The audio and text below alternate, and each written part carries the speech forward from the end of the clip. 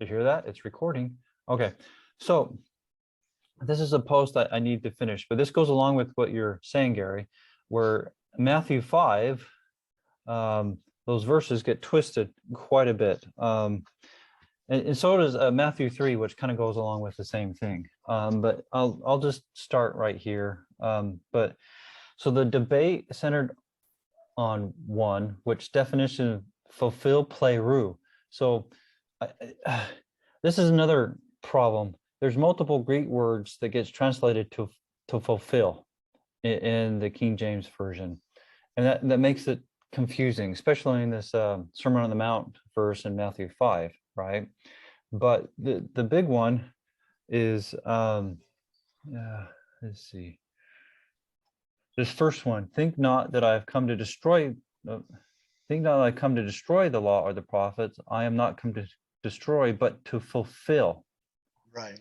So that fulfill, the one that gets twisted so much, like Gary is bringing out, is the Greek behind that is plerou.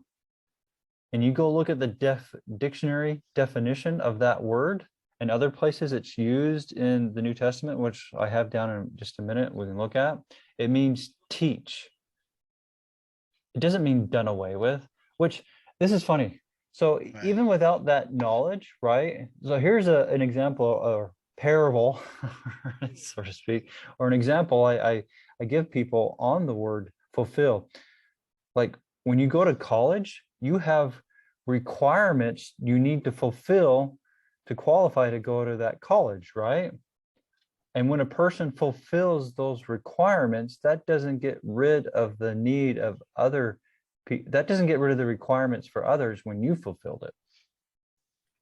Now, that's not the fulfill definition of fulfill that's being used right here in this one that's getting twisted, but it is one that hopefully an example that people gets thinking about the multiple meanings of fulfill.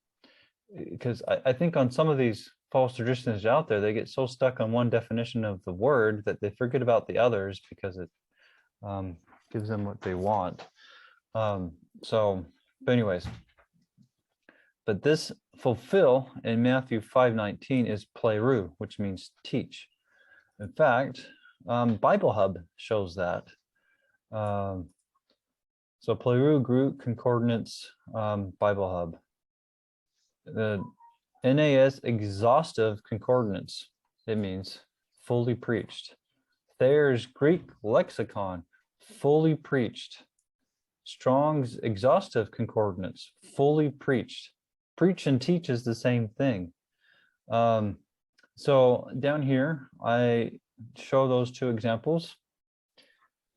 And in a lot of cases, there's a version of the Bible called the Berean Study Bible that I like, and I think they do a better job than the King James Version, but anyways, but in this Romans 15:19, which is Paul, right? By the power of signs and wonders and by the power of the Spirit of God. So from Jerusalem with all the way around to like Conner, I can't say that, but anyways, I have fully proclaimed. Now, it's interesting. What's the Greek word behind that? Plerou, the same one from the Sermon on the Mount, the gospel of Christ.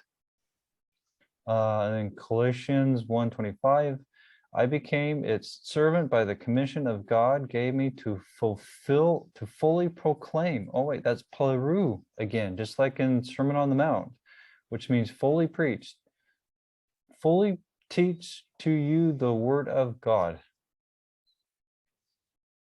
So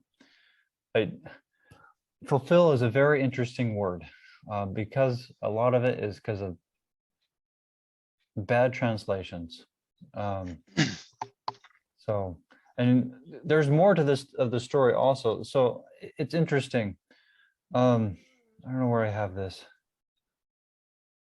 but this is also goes along with Hebrew idiom. In that verse in Matthew, what is it, 5:19? Yeah. Jesus is basically telling the other teachers of his day, I am teaching Torah correctly, and you are teaching it incorrectly. The Talmud has examples of that way, that Hebrew idiom, how these so-called teachers are using that same phrase to show that they're teaching Torah correctly and other people are teaching it incorrectly. Oh, in fact, here, I think here's one example that I have right here. I have a lot of examples further down. I need to finish this post to get it out there, because I have a lot of these examples that explain that verse. It's just I get sidetracked on other things. Like right lately, I've been sidetracked on calendar issues. But anyway, so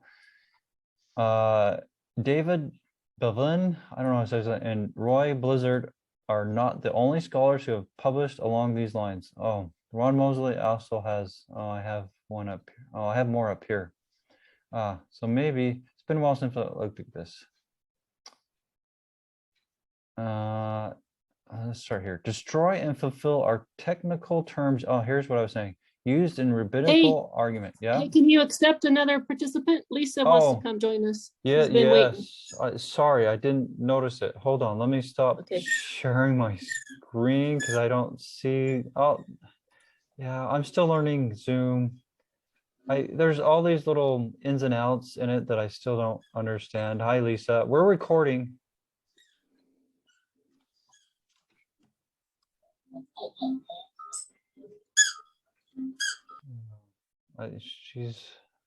Her audio's working on it.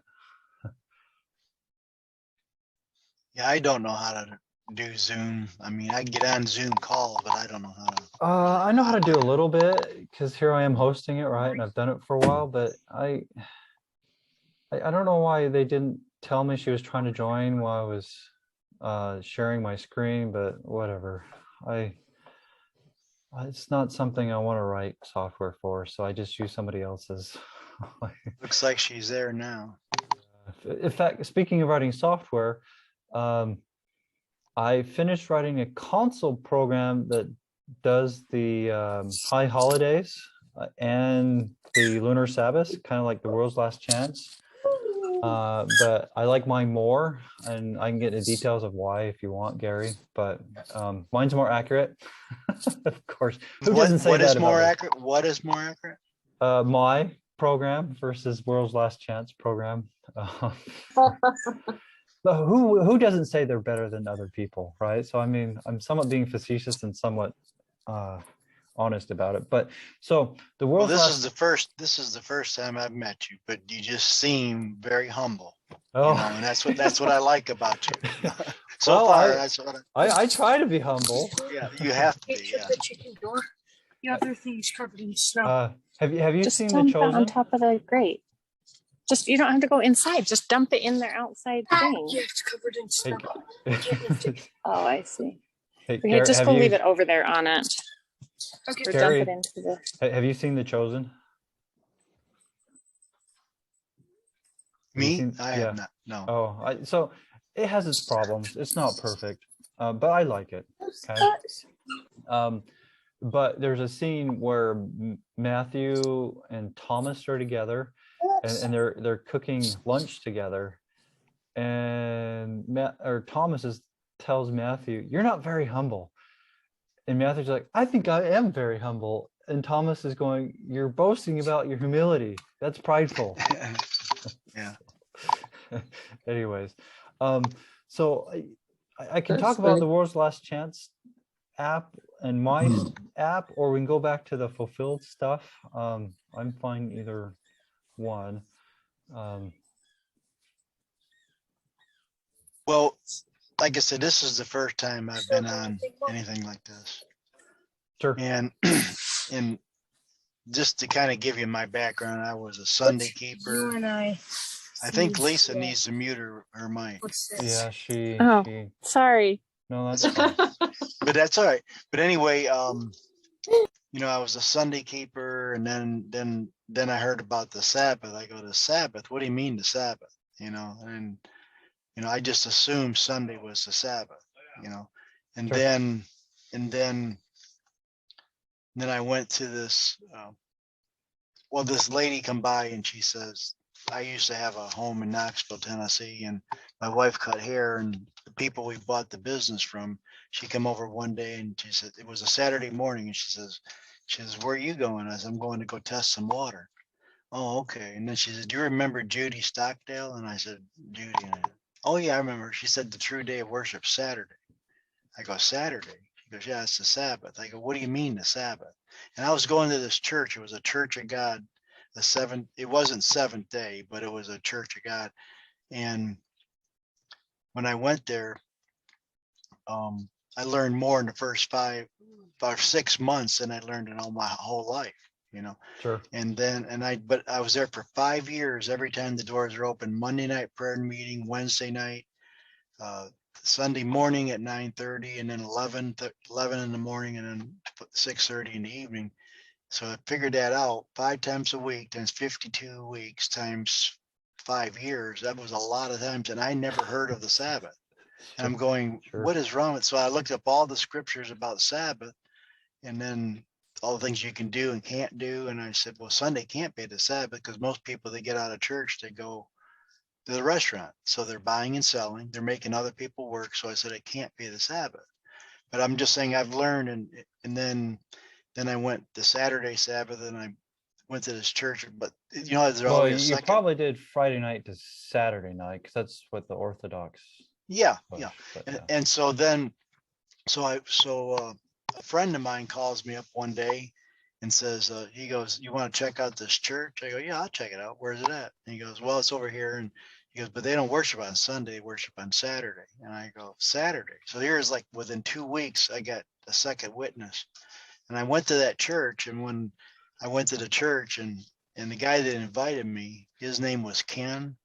And when I went into the church, this guy sticks out his hand. He goes, hi, my name's Ken. What's your name? I said, it's Gary. And he says, who invited you, Ken? Or Gary? And I said, Ken. His name is Ken, but he's not here yet. So I'm looking around, and by the way, that guy never showed up. So I asked him, I said, can you tell me why you worship on Saturday? And he points at the calendar and he says, what day is the 7th day? And I look, oh, okay. Yeah, that makes sense. You know, and so doesn't it say keep the 7th day holy? And I said, yeah, sure. I think I want to interject just a little bit. Depending on what country you are, Saturday or Sunday is the 7th day. So that looking at the calendar is not a perfect way. Most countries have Saturday on the 7th, but not all do. And so people who have this don't know about what other countries do can use that. But those who do know other countries can't use that because they know it's different. But anyways. And so anyways, I went back to my church and I asked the pastor, I was going there for 5 years. I go, I was in this other church, and they said that Saturday is the Sabbath and the day of worship. So why are we worshiping on Sunday? And he, well, Gary, it doesn't matter what day you worship. As long as you set one day aside, that can be your day of worship. So it's Sunday, Monday, Tuesday, don't matter. So really, he's passed away a few years ago, but he was really prophesying the lunar Sabbath, because it doesn't mean what day you worship. It could be Sunday, Monday, Tuesday, Wednesday. You know, it doesn't matter as long as you set one day aside. Yeah, but it's always, I see what you're getting at, because on the pagan Catholic calendar, it floats, but on Yahweh's calendar, it's always on the 8th, 15th, 22nd, and 29th of the moon. Right. But I'm talking about on the Gregorian calendar. Yeah, sure. See, it's only the first day or the 7th day only on the Gregorian calendar. Yeah. And then and then another thing that I found, because I've been studying this for about 16 years. And so all I can say is that Saturday used to be the first day of the week. Yeah, it did. And Friday was the 7th day. Yeah. Yeah. Constantine changed that in honor of his sun god. Yeah, he didn't like the idea that Saturn's day was being worshipped before Sunday. Yeah, because they wanted their patron god the first day of the week, because that was the honorable day of the week. So he changed it because his patron god was the sun god. And you're probably aware Rome used to have 8-day week, right? I remember that too. Remember that Beatles song, 8 days a week? No, I There was a was Beatles song called 8 Days a Week. I was never into Beatles, and since I've woken up, at least one of the Beatles albums has a picture of Aleister Crowley on their cover. Do you know who Aleister Crowley is? No.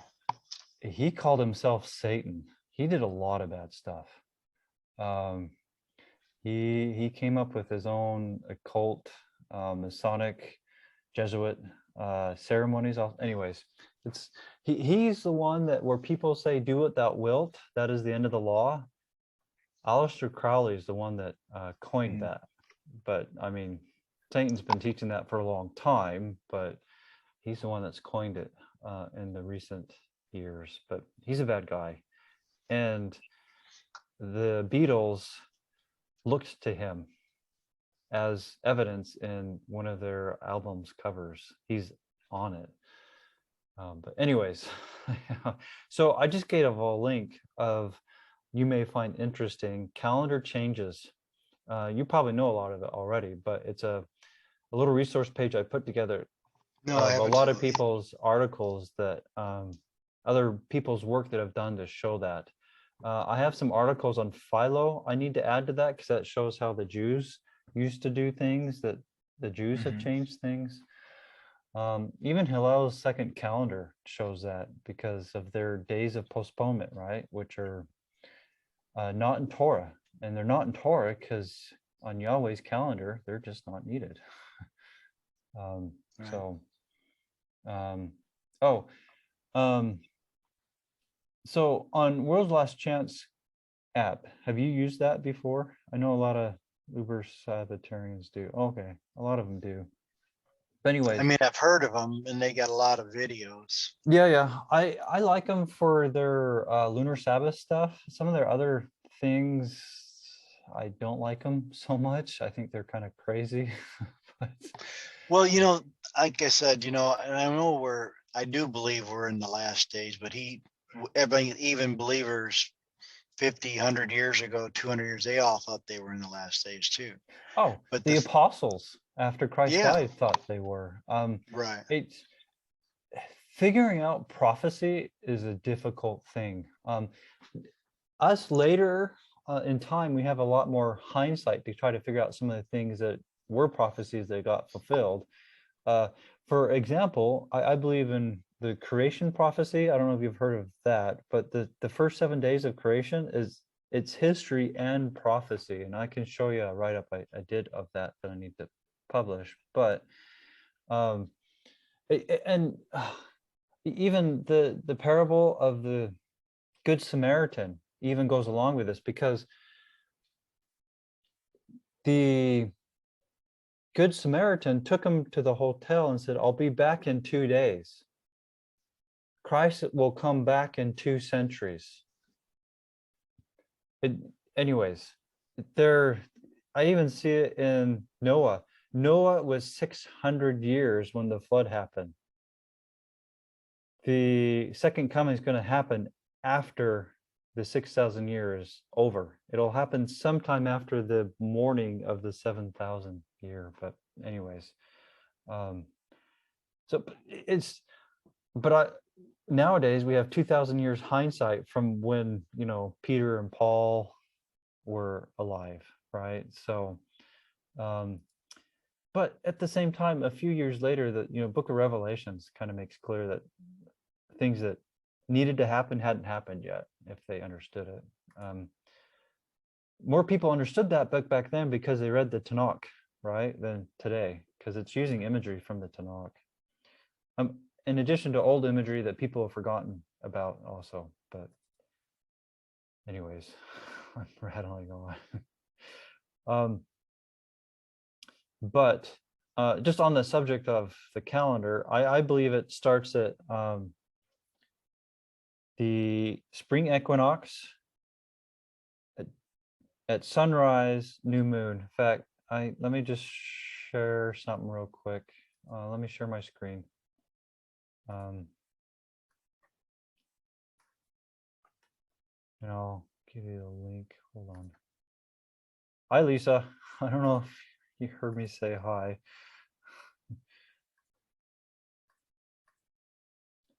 So. Sorry, now I can't unmute myself. Yes, hello. Oh, well, I didn't do anything to make it so you couldn't. If I can, too many things. So I did this the other day using the program. Just let me give you the link in case anybody wants it. Where's the chat button? Oh, there it is. Sorry about not letting you in initially. When I go to share screen mode, Zoom like goes funny, and I don't know where everything goes, and I didn't see the notification came.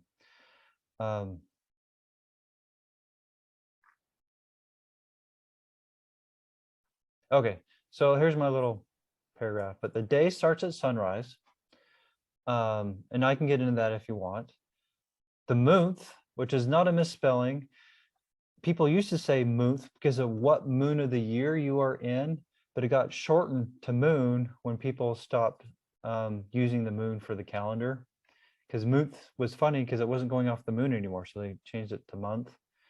So the month starts at the sunrise after the dark conjunction. And Philo talks about using the dark conjunction. It was the Talmud. And Philo was alive during the time of Yeshua's mortal ministry. The people who use the first silver go off of Talmud, traditions of men, which started after the destruction of the Second Temple. And I think that was around that. It was put together on 100 or 200 AD, the Talmud. I mean, there were the false traditions around before, but anyways. And then the year starts at the month after the spring equinox. So where I differ with World's Last Chance, the day starts at sunrise. They put dawn. There is no way. I've recorded. I can show you recordings. In fact, I have one from a couple days ago if you want to see it. But it's not a very good one. I have one from January that's actually better. But anyways, but if you stay up or you go watch recordings of it, the human eye cannot determine when dawn is. There's no way to tell.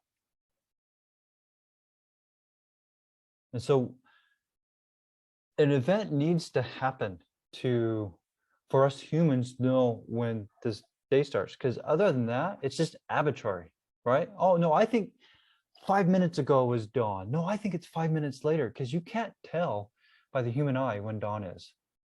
I mean, you can tell with computers, and I know the equation because I've been working on that. Well, not by heart, but I know I can show it to you what the equation is for dawn and sunrise, actually.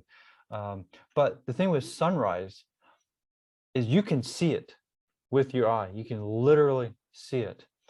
Another thing that goes along with this is sundials. I know two examples of biblical people using sundials to measure the hours. First one's in the Tanakh. Was it First or Second Kings, about the sundial moving backwards, right?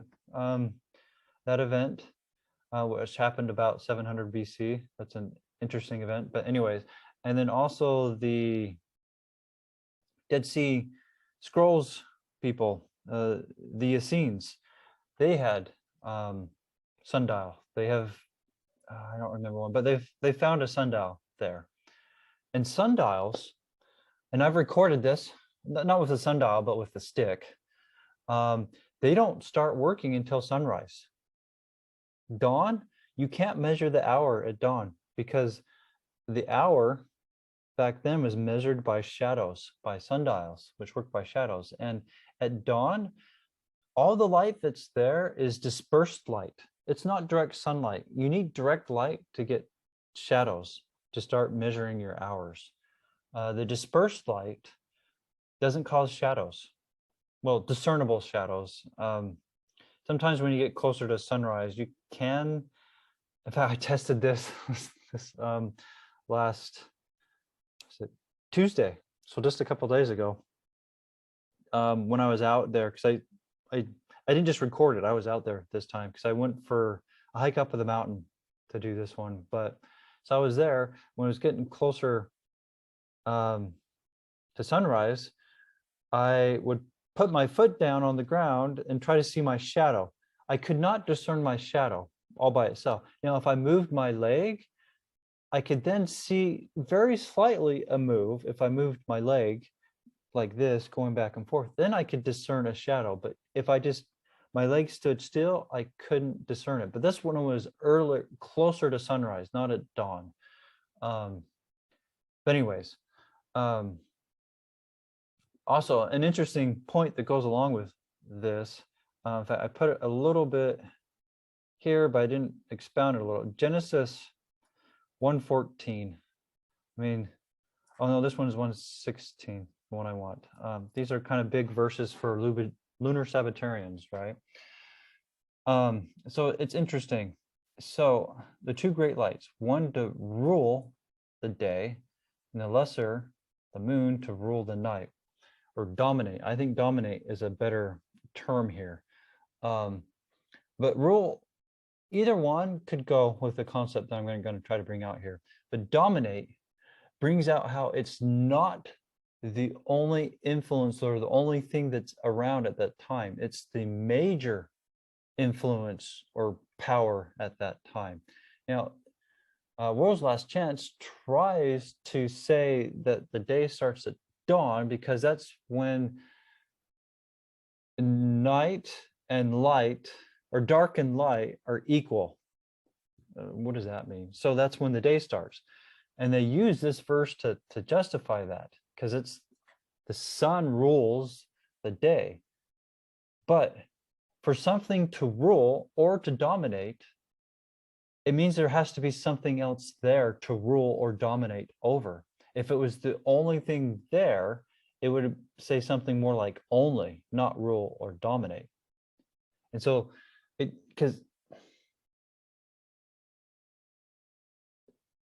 so their idea is that the moon time, when the moon is ruling, they think that the sun can't rule or be around when the moon's ruling. But they don't use that same logic for the sun, because everybody can see the moon during the day while the sun is definitely ruling and dominating. And so dominate, rule, just shows it's not the only one there, it's just the major influence. But they don't use that same logic when it comes to night, because they want to justify dawn instead of sunrise. Does that make sense?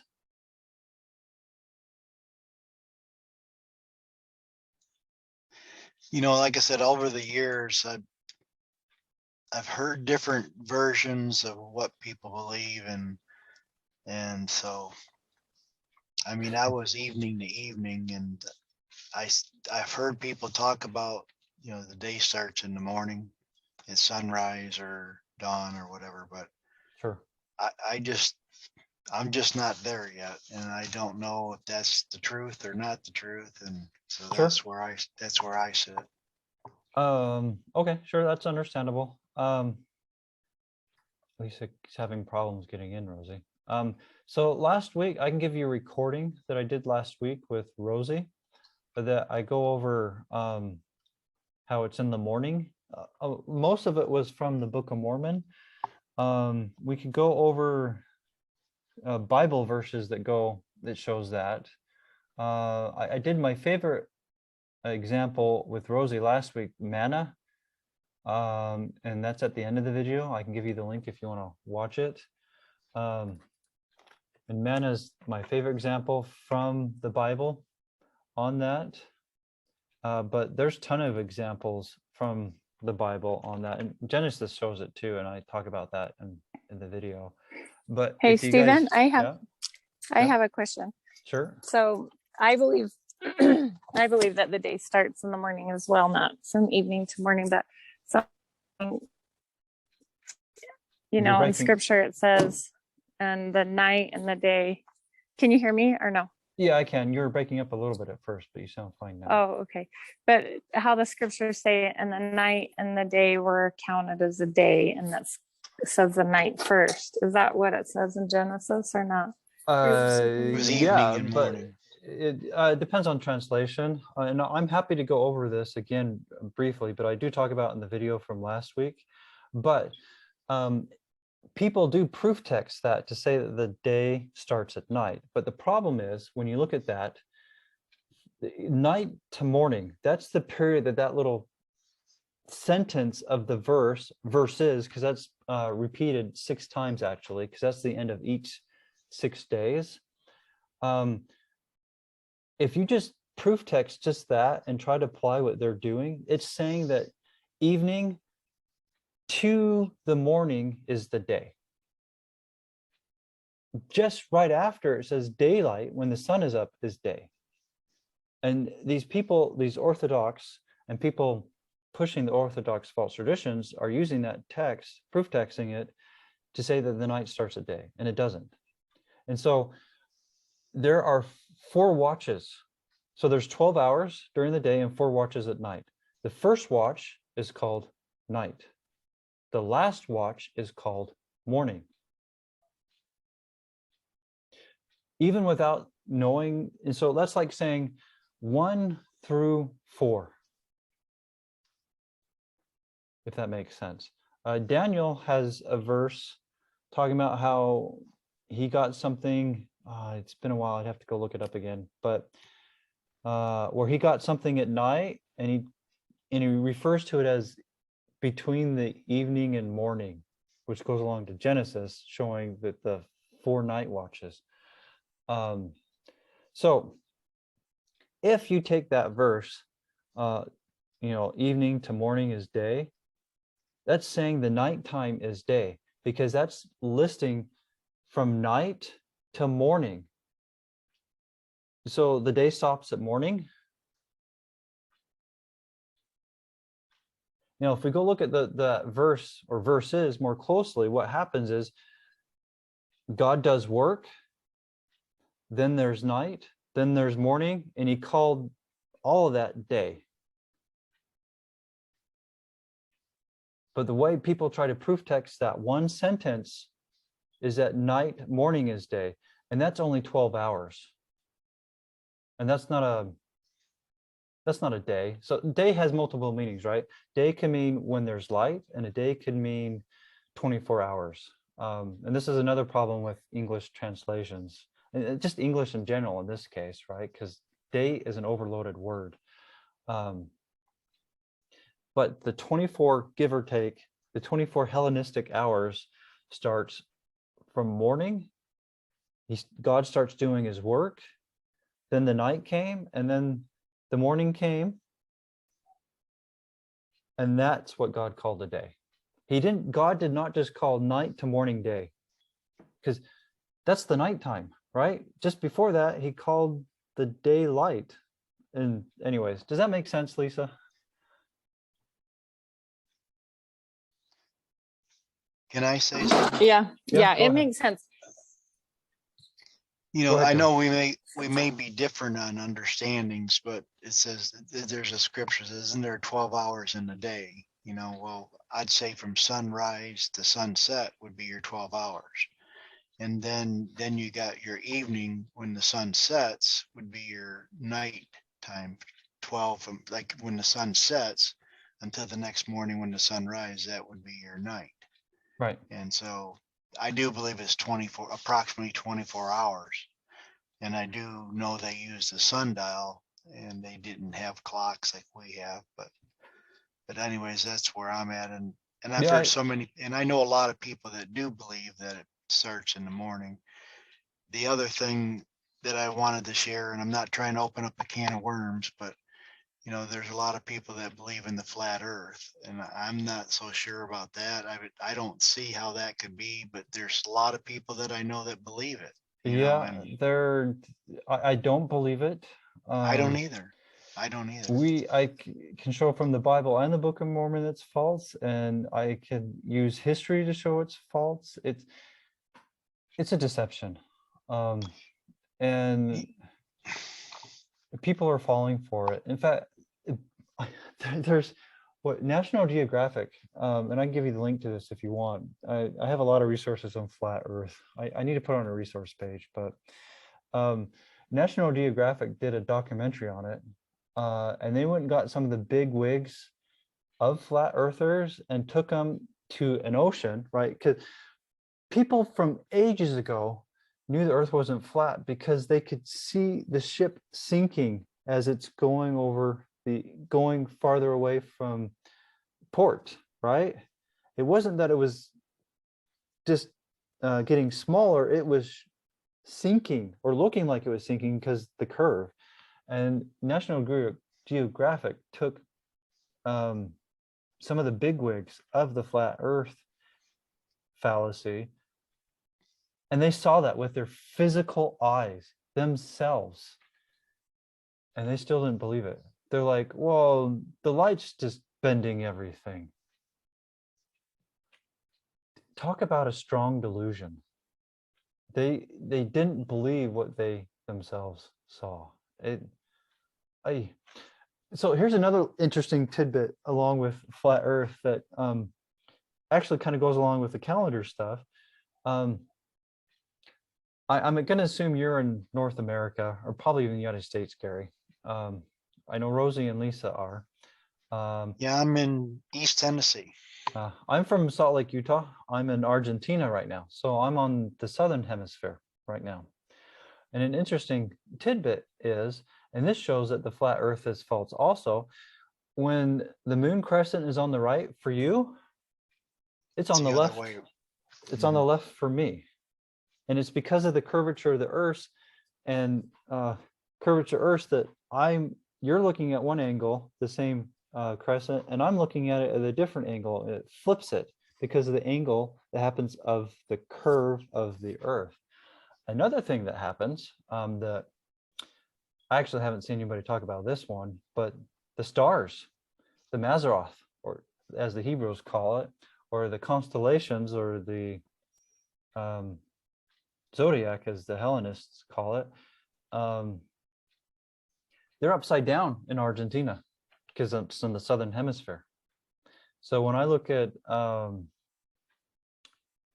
Leo, because the one, my mind just went blank. The Archer one.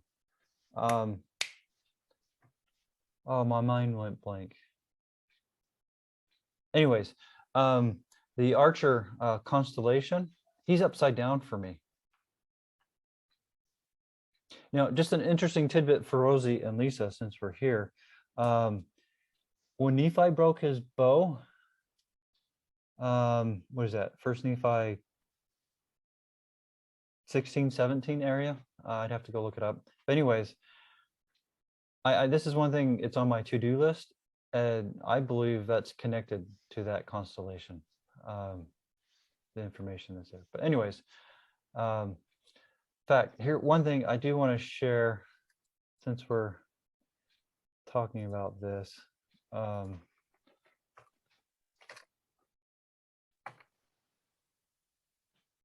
have handy a couple verses that go against the flat earth, and some from my background that I'll share, that Rosie and Lisa will probably find interesting. I have one handy from the Bible. I need, it's just not something I put a lot of effort into.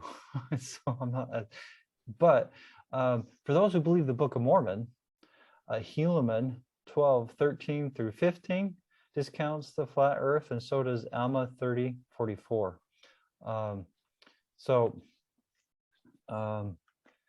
We can look at those real quick if you guys want to. But so Helaman 12, it goes off of the Joshua, the long day, Joshua's long day. Now, interesting little tidbit on this, China has a long day that happened the same time not long day, China has a long night that happened the same time Joshua's long day. And so that's a external from the Bible and Book of Mormon evidence for this event. A lot of non-believers criticize, right? Because that's crazy. And some people will try to use naturalistic explanations like, oh, the light just bent or some stuff like that. But that doesn't explain China's long night at the same time. But anyways, this Helaman verse goes along, going off of that. Yea, if he say unto the earth, moved, it is moved. Yea, if he say unto earth, thou shalt go back, it lengthen out the day for many hours, and is done. And thus according to his word, the earth goeth back, and it appeareth unto man that the sun standeth still. Yea, behold, this is so, for surely it is the earth that moveth, and not the sun. So, flat earthers think the earth is flat and that it's not moving, and that the sun is going around at the top of it, which it doesn't explain the seasons and a whole bunch of other things. But anyways, but here the Book of Mormon is saying the earth is what moved, not the sun. And so here's the Alma 34 one. I mean, Alma 30:44. But Alma said unto him, thou hast had signs enough. Wilt thou tempt your God? Will you say, show unto me a sign, when you have the testimony of all these brethren, and also the holy prophets, the scriptures laid out before thee in all things, to know there is a God, yea, even the earth, and all the things that are upon the face of it, earth, yea, even its motion, is saying the earth moves, which goes against the flat earth theory. Yea, and also all the planets which move in their regular form do witness that there is a supreme creator. Now, this last part testifies of the Mazzaroth. And I don't know if you want to get into that, but that's a whole nother subject. And so here's one that, from Ecclesiastes, that I have handy. The sun also arises, and the sun goeth down, and hasteth to his place where he arose. So in the flat earth, the sun doesn't set, it just gets smaller, right? That's their theory, because it's just going in a circle above us, and so we should always be able to see it unless it gets too small.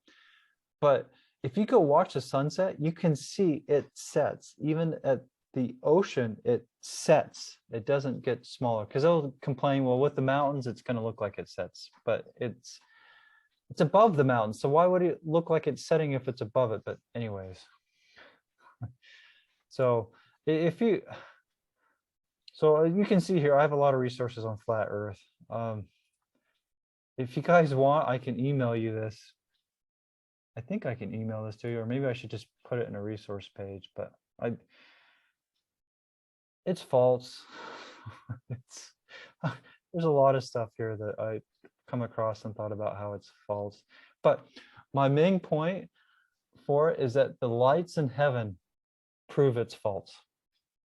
You can just look, and these aren't things that you just have to believe me on. There's things you can just go do yourself to see that it's false. It's not rocket science. There was a guy that wanted to fund a rocket launch. He couldn't get any funding for it, so he changed his approach. He decided he was going to go to appeal to the flat earther crowd, saying, I'm going to prove the earth is flat by shooting up a rocket. He got funding from the flat earthers. He did it, and it showed the earth was curved. And people didn't believe it. Anyways, it's a strong deception. That's all I can really say. Because no matter what you do to show them scriptures or evidence, even if they see it with their own eyes, they still don't believe it. It's crazy. It's crazy. But anyways, yeah. Oh, and there was a Torah teacher for a while who recently died that was really pushed flat earth and actually aliens too, because he was writing a movie putting aliens in, which I can't remember the guy's name, but really makes me think he really didn't believe Torah, because aliens is a new world agenda to get people to believe it and accept demons, which was exposed by a Russian on video on like the 60s or the 70s. I can't remember. But anyways, it's been in the plans for a long time, which it's sad. I even see quote unquote believer movies push those ideas. But anyways, we can go back to the fulfill stuff if you want. That's probably more interesting, some of this stuff.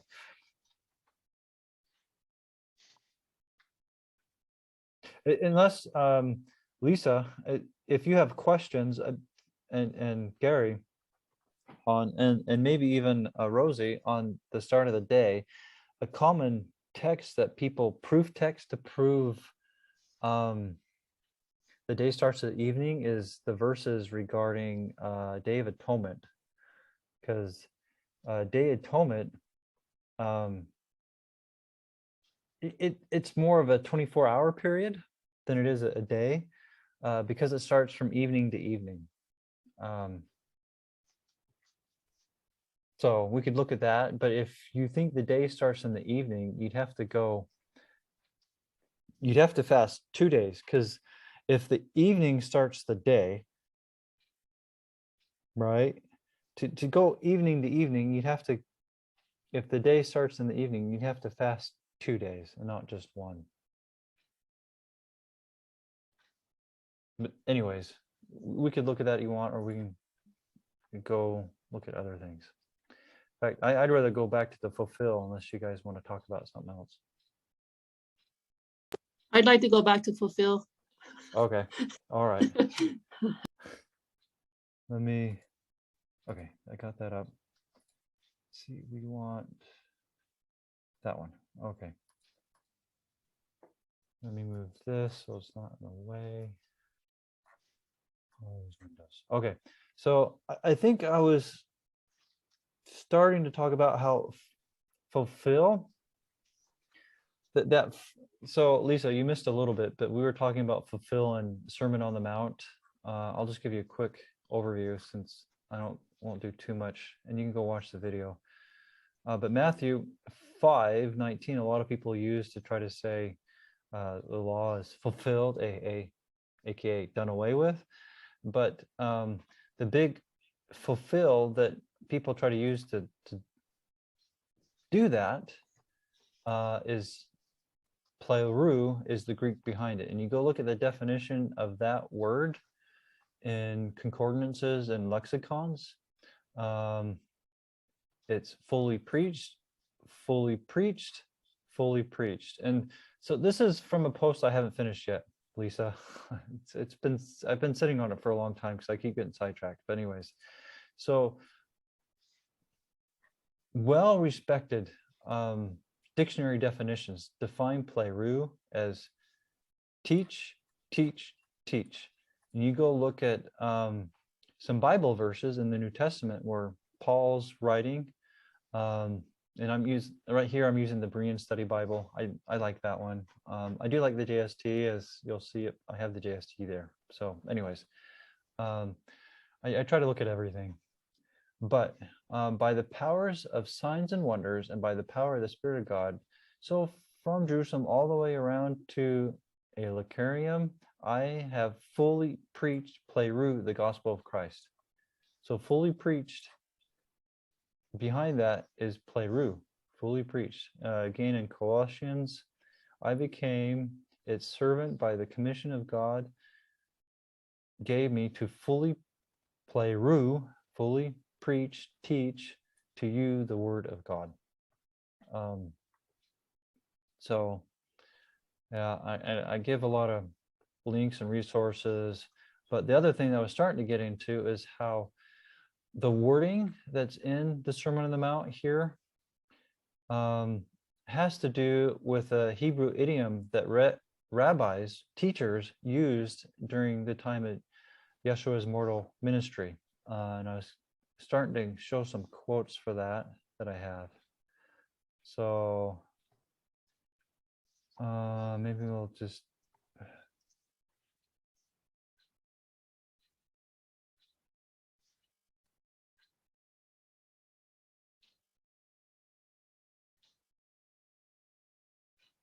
okay, so I guess right here, there's dictionary. I gave that definition already.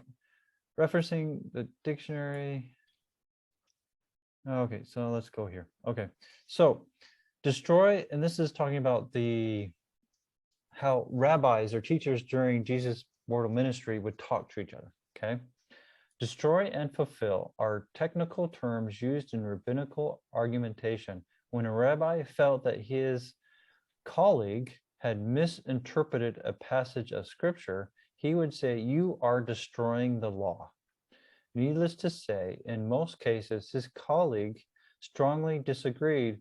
What was destroying the law for one rabbi was fulfilling the law or correctly interpreting the scripture for another. And so this is Roy Blizzard and David Biven, Understanding the Difficult Words of Jesus. That's a real good book. I've read it. It's basically kind of showing a lot of the New Testament is misunderstood because of misunderstanding of culture and misunderstanding of Hebrew idioms are misunderstood and badly translated. And so that's led to a big mess in today's Christianity world. Here's another one. Never imagine for a moment that I intend to abrogate the law by misinterpreting it. My intent is not to weaken or negate the law, but by properly interpreting Yahweh's written word, I aim to establish it. That is, make it even more lasting. In fact, people will say Christ got rid of the law, but when you look at the Sermon on the Mount, he explained the law, and in some cases, some people believe he even made it harder, which I don't believe that's the case, but a lot of people claim that he made it even harder. And one example they use that thou shalt not commit adultery or look after another woman. That was in the 10 Commandments. Thou shalt not covet. If you're looking after someone else's wife to have her, you're coveting. So I just think that's a bad example. But anyways, coveting was in the law, so he didn't make it stronger. He probably reminded the people of that time that it included that, where maybe some have forgotten, but he didn't make it more or harder. He was just telling him how it was from the beginning. But anyways, I would never invalidate the law by effectively removing something from it through misinterpretation. Heaven and earth would sooner disappear than something from the law, not the smallest letter in the alphabet, the jot or the yod, not even its decorative spur, the title, or will ever disappear from the law. And that's from Difficult Words of Jesus also. I can read some more. I have more quotes on this that shows that. And then, oh yeah, here, I misunderstand Hebrew idiom, which is all basically the same thing. Somewhere in here, I have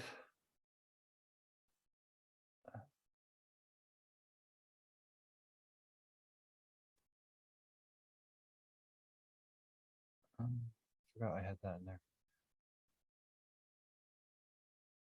Oh yeah, that one. Okay. I'm not seeing it right off, but there's a page that shows like 100 translations of the Bible. That's not Bible Hub, but on this particular issue where it shows hundreds of Bible translations of Matthew 5, that makes it obvious that fulfill is teach. Hold on, let me look at my OneNote. Maybe I can find it there. I've also heard that fulfill also, it doesn't mean ended, but it can also mean like complete, as in like you were talking about doing a degree and getting that class done. Yeah, so you yeah. got it done. Fulfill has Fulfill the words of the meanings. prophets. Yeah. Even in English it does. And I think you got that from that video that you shared with me, which I have enjoyed most of it. That's one of the minor things that I disagree with, partly, but do you have some scriptures that show the difference between the law of Moses and Torah? I do, from the Book of Mormon. Did you share those? I can, if you want. Yeah, I don't understand the difference between the two. Okay, so the quick just overview of it, and I can show you some verses on this, is that Torah is the law, and actually Adam had it too. Moses was a restorer. And there's a scripture that says, Jesus says, I am the law. Yes, and it's more rhetorical than literal, but he is the perfect example of the law. Just like he said he was bread. He said he's the bread of life. And like the sacrament, right? Yeah, makes sense. We're pretending we're eating his flesh. We're not literally eating his flesh. And this Right. this could even get into Acts 10 if you want. But because eating human flesh is against the law. Yeah, you don't want to do that. And so even people who don't believe in kosher laws today, right? Most people, there are some wicked ones that don't, but most people believe eating human flesh, cannibalism, is wrong, right? Oh yeah, definitely. Yeah, it's pretty universally accepted, except the elite who follows Satan. They don't. In fact, interesting little tidbit. There's a lot in Willy Wonka and the Chocolate Factory, and I want to expound it, but I'll just give you a little insight. It's basically talking about Babylon and then the five kingdoms from from Daniel's visions, and it's all over it.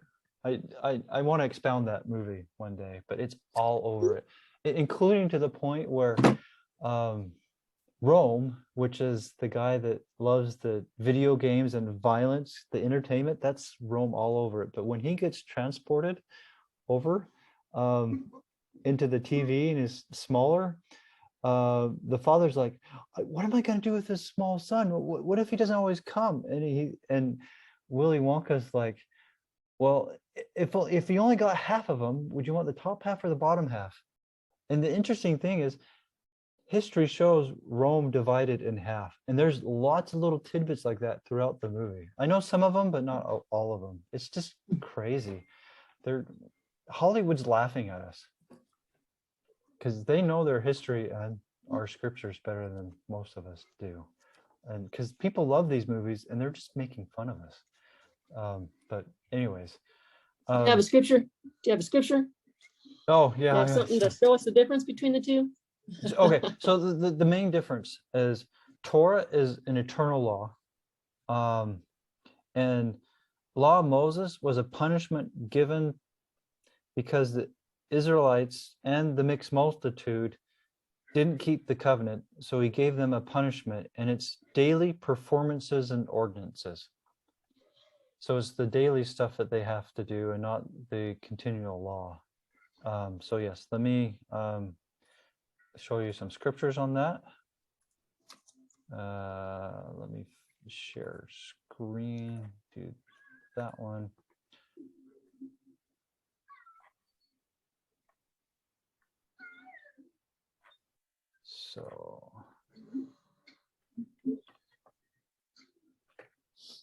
So my favorite one is Mosiah 13:29 through 31. But once you get the concept down, you'll see it in other places. Okay. Okay. You want to read those? 13:29 Yeah, through 31. through 31. Yeah, Okay. so this is Abinadi speaking to King Noah and the 12 priests. Okay. Right after Abinadi told them, after a question they asked, that they're not teaching the law. But anyways. Right. And now I say unto you that it was expedient that there should be a law given to the children of Israel, yea, even a very strict law, for they were a stiff-necked people, quick to do iniquity and slow to remember the Lord their God. Therefore there was a law given them, yea, a law of performances and ordinances, a law which they were to observe strictly from day to day, to keep them in remembrance of God and their duty towards him. But behold, I say unto you that all of these things were types of things to come. Okay, so there's multiple parts in this. So as I was bringing out, the law of Moses was given because of their wickedness. Just before Moses went up the Mount Sinai to fast 40 days and get the law written down, they covenanted to keep the law. And they had already promised, and they had the law already, but then they broke it. And Moses came down and, threw the 10 tablets down. And then he went back up and got duplicate again. But anyways, and also an interesting point here is that Aaron was going to do a feast, and that was Pentecost. Because Moses came to give them the law on the day that they're celebrating the law, which, FYI, during this event, Abinadi's face glue just like Moses's face glue. So Abinadi here is talking during Pentecost on this, just FYI for you. The glowing in the face is in, I think it's in chapter 12. Or yeah, I'm pretty sure it's 12. But anyways, but look how quick to do iniquity. Moses wasn't gone long, right? They were quick to iniquity and slow to remember their God. They made a covenant just before Moses went up to remember their God. They didn't remember their God. Therefore, there was a law given unto them, or an extra law, a law of performances and ordinances. It's the additional law of performances and ordinances, a law which were quick to observe day to day, to keep them in remembrance of their duty towards him. But behold, I say unto you that all these things are types of things to come. So, the things, the daily performance and ordinances completely point people to Yeshua if they understood it. And he did that because he knew they were wicked and tried to tell them, teach them, this is what you're supposed to be looking for, right? And then he came and they missed it. In fact, when Christ was on the cross and said, it is finished, that's what is said at the end of a peace offering, which is one of the sacrifices. He wasn't saying his work was finished, because his work is never finished. For example, second coming, that's a work. He can't be. Yeah. Some people take that to say that his work is done. No, the thing is, the more you know of the first part of the book, right, the more you understand the second part of the book, that Christ was saying what is said at the end of a peace offering. It is finished. The peace offering is what is finished. And this is something I haven't completely figured out, okay?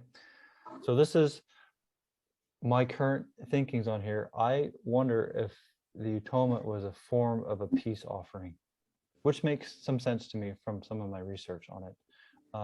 But it's something I want to do more on. It's on my long list of to-dos of trying to figure out more on, right? But anyways,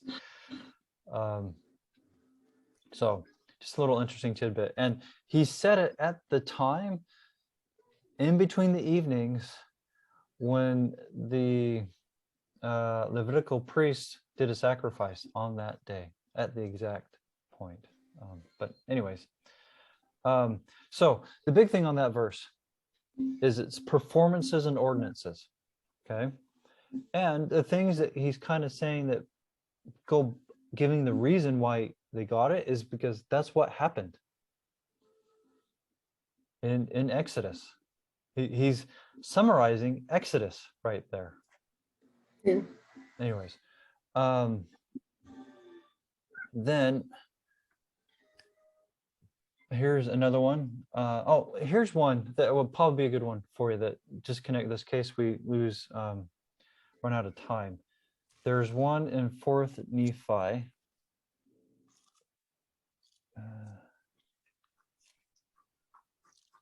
All right, so I'm not seeing it quickly there, so let me get up another app and I'll find it. I have bits and pieces of this scattered around. Some in my head, some in my notes. I'm not the most well prepared, but it is something I want to blog about one day. It's just, it's a big subject, right? So we'll go 4th Nephi. 112. Is that it? I don't know if something. Yeah, looks like it. So, and they did not walk after the performances and ordinance of the law of Moses, but they did walk after the commandments which were received from the Lord their God, continuing in fasting and prayer and meeting together oft both to pray and to hear the word of Yahweh. So they didn't walk anymore after the performance and ordinances of the law of Moses, which that goes along right here. That's what was stopped. There are those daily blood sacrifices, which is what was stopped, which pointed people to Yeshua. In fact, is it Daniel 9? We can look at, sorry, go ahead. So are you saying that it's just the sacrifice stuff? That's the Moses stuff? Moses, law of Moses, and the other is the Torah? The daily, is that what you're saying? yeah, so they're the daily performance and ordinances. Or the law of Moses? Yeah, that were given as a punishment because they didn't do what they said they would do. Okay. And that's not all the sacrifices, though. For example, Paul was an. There's tons of sacrifices. Right. So not all I blood read through those. sacrifices. Yeah. It's only specific Some are ones that even are stopped. plants. Yeah. Okay. Yeah, some of the sacrifices are plants, but even Yeah. not all the blood sacrifices are going away. In fact, is it Zechariah or Ezekiel? I'd have to go look again. It's been a little while. But they talk about the temple that's coming after the second coming, right? The third temple, which is,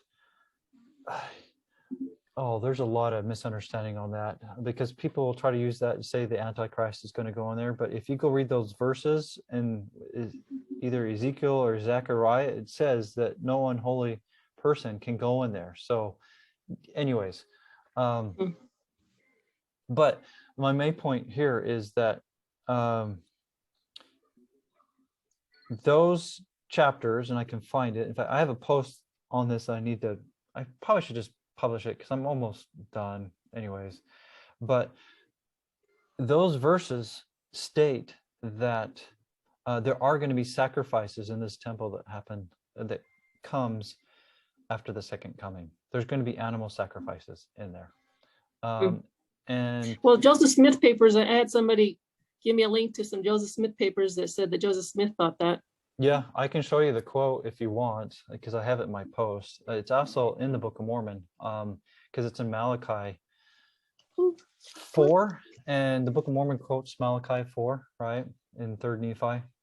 And so, yeah, and blood sacrifices are coming back. Not the daily performance and ordinances ones that are part of the law of Moses, which were given as a punishment, but the ones in the temple are coming back. And Paul, for a period of time, took the Nazarite vow. Gary, do you know what that is, the Nazarite vow?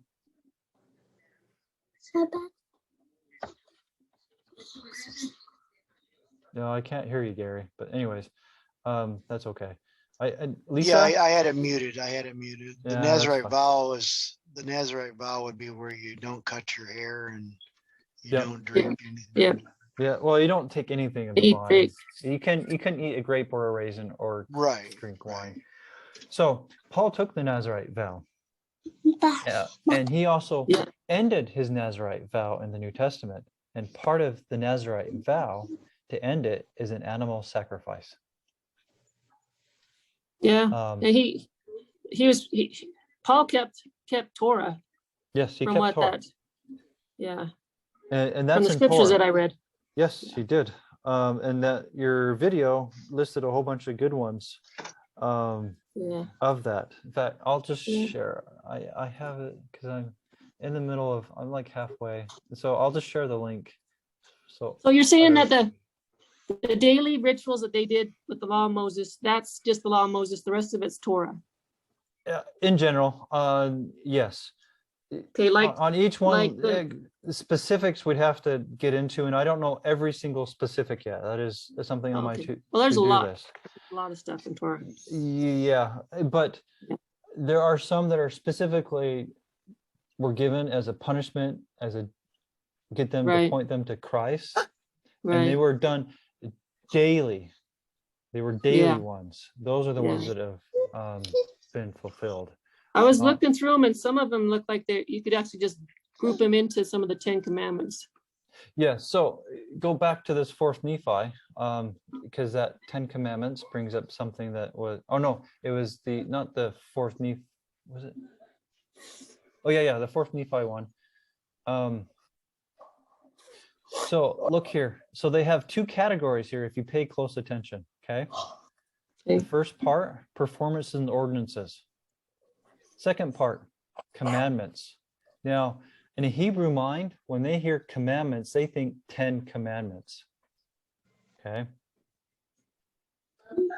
And the 10 commandments teaches law. I mean, people think the Sermon on the Mount teaches something new, and it doesn't, it just teaches the same thing. And people think when Christ said, love your neighbor and love God, they think that was new. It wasn't. It's in the Torah. I'll show it to you. Well, the other scriptures in the Old Testament that say to love the Lord with all your heart. Yes, there are. Deuteronomy. Yeah. Deuteronomy. Yeah, I was going to get this exact one, but yeah, you know it's that. Deuteronomy 11:13. I don't have that one memorized, but I'll take your word for it.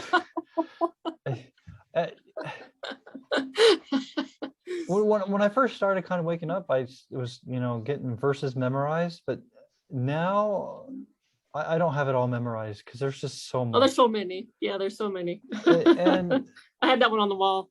oh, cheater. Do you have the one love your neighbor memorized or on your wall too, or should I look that one up? No, I don't have another one on the wall. That's the only one on my wall. Okay. Well, my main point is these things that people think Christ taught was revolutionary. They're revolutionary, but they were already there. They already gave them. He already gave told them. the prophets. Yeah. Yeshua was a restorer like Moses and Joseph Smith. They're just bringing back what was already there that people forgot because the majority of the Jews in that day were in apostasy. So here's love your neighbor. Here's a couple from Leviticus. Here's Jacob, Mosiah. In fact, Sermon on the Mount talks about how, not Sermon on the Mount, Benjamin's speech, Mosiah 2-5, talks about how Torah is about love. But anyways, here's here's one in Deuteronomy 23:7. So there's quite a few that, and so 1, 2, 3 that I know of from Torah that says love the neighbor. So it's nothing new. In fact, on that point, we could go look at the word new. New. Because it says new and old.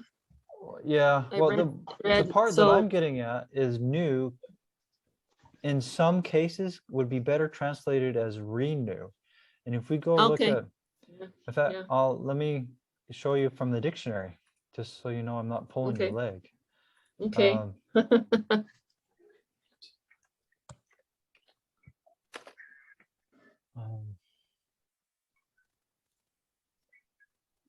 Oh, dang it. I can't because the website's having a problem. Let me.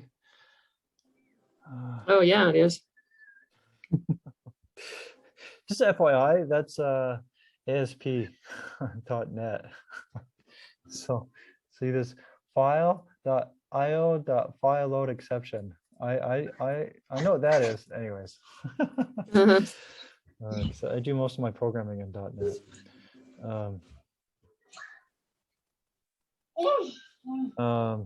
I have it on my phone. Maybe I can show it on my webcam. Wait.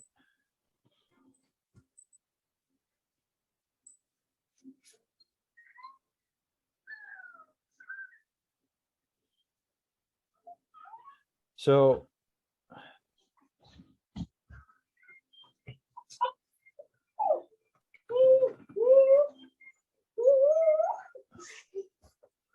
lately modern, recently produced by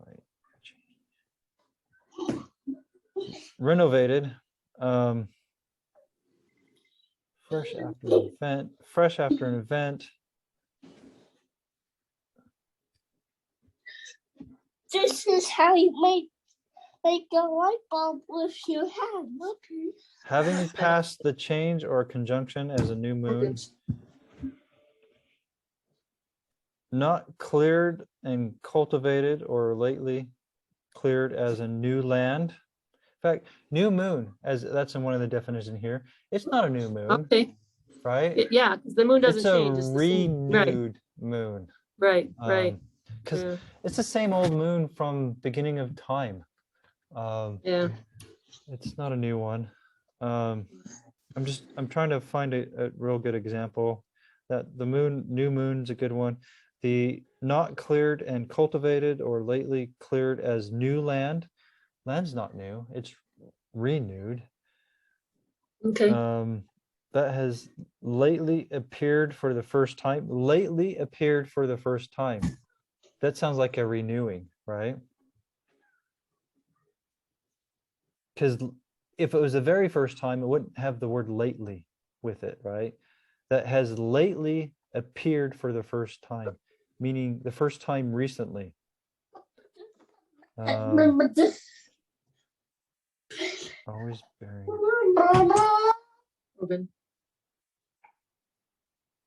New formed, new found is one of the definitions. Like if it's new found, that means you lost it, which means Right.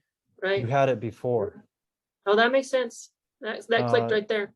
Yeah. So there's a Okay. couple definitions. It shows not new doesn't necessarily mean something brand spanking new.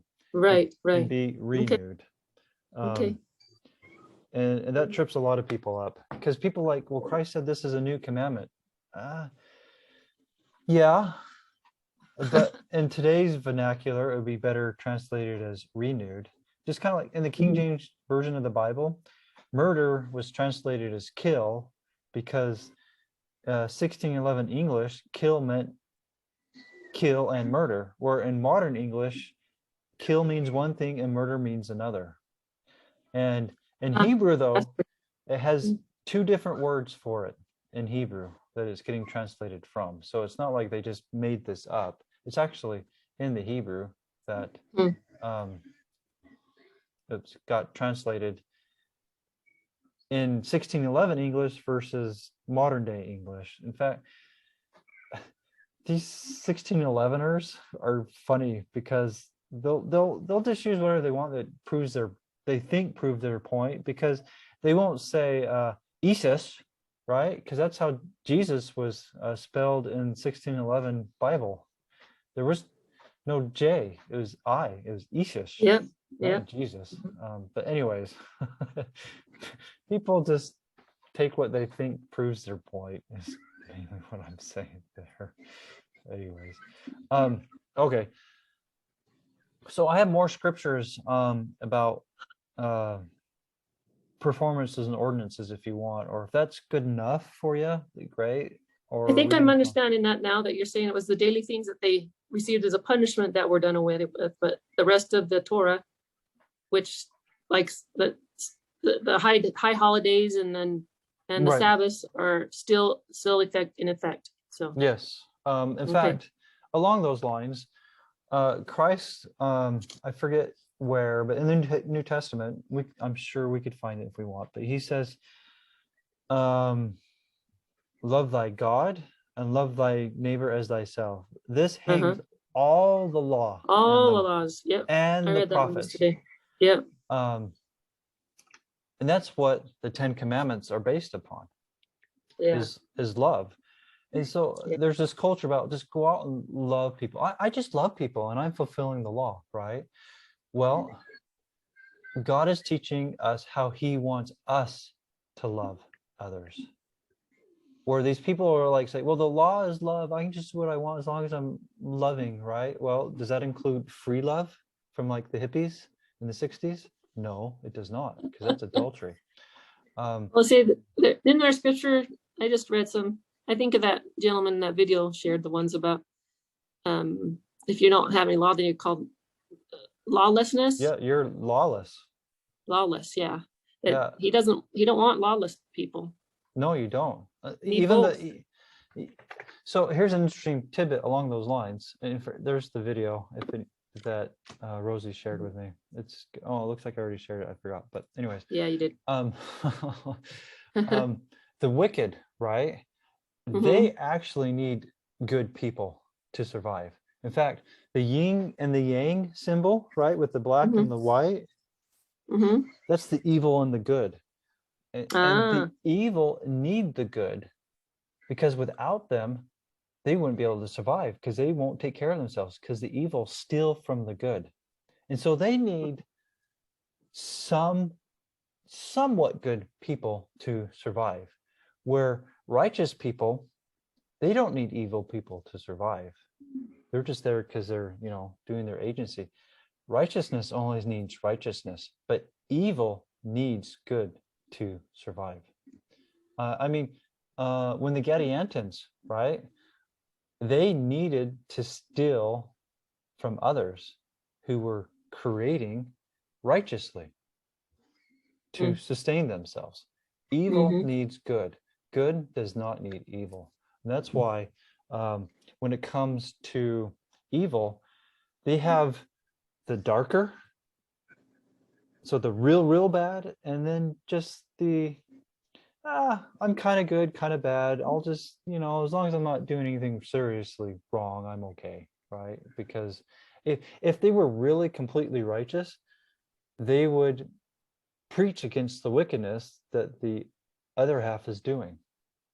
And so they can't have the wicked can't thrive off of people really being righteous. Just those who think are being righteous and are being somewhat good, they're better than the really wicked. Does that make sense? Yeah. Because anyways, we're commanded as followers to reprove, aka warn people of wickedness. In fact, one of the requirements, if someone did something wrong and you knew it and you don't testify of it and tell them that they're doing something wrong to help them learn something better, you're responsible for that. And so there's all these people that go out and say, you shouldn't judge me, right? But it's funny, they're judging me for judging them. And so they're doing what they're telling me that I shouldn't be doing, right? But anyways, it says judge righteously. Right, judge righteously. In fact, people love to use, was it Matthew 7:1 on that, which is a bad translation. The JST fixes that, but if you go down to verse 3, if I remember correctly, we can go find out. It says, first, do something yourself, and then second, help your brother. And so if you really weren't supposed to judge the act, why did verse 3 say, first do this, and then go help your brother?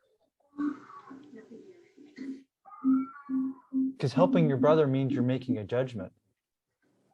And so the way they're interpreting You would verse think that they need 1, help. Yeah.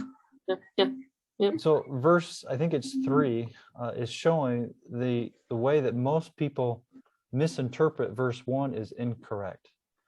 And so most I've seen memes where it takes Matthew 7. Okay, so sorry. Okay. Sorry, I'm talking too loud. But I've seen pictures, and I like this, where they take Matthew 7:1 through, I don't know, it was 3 or 5 or something like that. I don't remember. But anyways, they explain how Christians read it. They have it all blacked out, right? Everything blacked out except "thou shalt not judge," except for those 3 words, which is basically what happens. They take it out of the context of the rest of the verses. Now, I do agree, the verse 1 is a bad translation, but if you look at the rest of the context, it resolves the issue. In fact, on top of that, I can show you this, because this is like a big subject, because I get it a lot. Let me share my screen. There's lots of verses on this. Yeah, okay.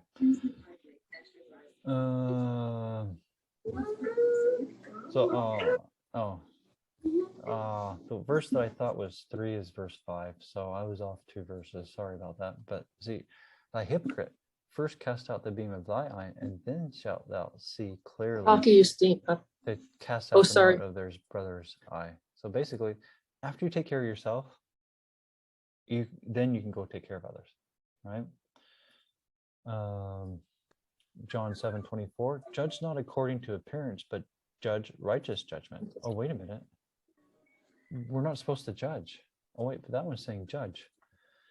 Leviticus, this is Torah, 19:15. Ye shall not do unrighteous in judgment. Thou shalt not respect the person of the poor, nor honor the person of the mighty, but the righteous shall judge thy neighbor. Oh, wait a minute. But in righteousness. But in righteousness shalt thou judge thy neighbor. Oh, wait, we're supposed to judge our neighbor. Mm-hmm. But in righteousness. And how we do it in righteousness? According to his law. That's how Yeah. you do it in Yep. righteousness. Yeah. I mean, I have more. In fact, from the Book of Mormon, here's my favorite example. Alma 41:14. So this is Alma the younger, reproving his younger son, who was wicked, right? He was going after a harlot. Therefore, my son, see that you are merciful unto your brethren, deal justly, judge righteously, and do good continually. He's telling his wicked son to judge righteously, which is everybody should be judging righteously, and judging righteously is according to the law and the statutes that God gave us. In fact, Judges, when it so here's an interesting quote from Brigham Young, which, I mean, you know where I'm at. I don't believe he's a prophet. I think he was a false prophet, but he's teaching something here that I do believe is true, and some people need quotes from people that they think are true to believe something. So I'll just share that one, and it goes along with this. Hold on.